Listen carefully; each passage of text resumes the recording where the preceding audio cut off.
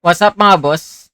Ito si Range, ang team captain ng Hive International, isang Pilipino pro player ng PUBG Mobile.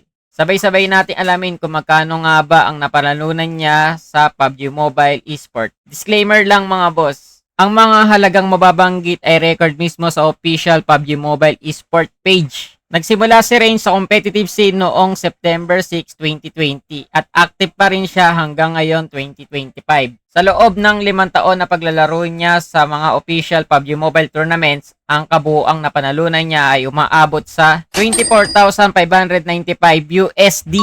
Kapag kinonvert sa peso, humigit kumulang 1,377,320 pesos. At take note mga boss, hindi pa kasama rito ang sahod niya sa team, sponsor deals, at mga local tournaments na sinasalihan niya. Kung may mga paborito kayong pro player na naglalaro ngayon sa competitive scene, i-comment nyo lang kung sino siya at kung ano ang gusto nyong malaman at aalamin natin yan para sa inyo. Huwag kalimutan mag-follow at mag-share ng video na ito. Maraming salamat mga boss.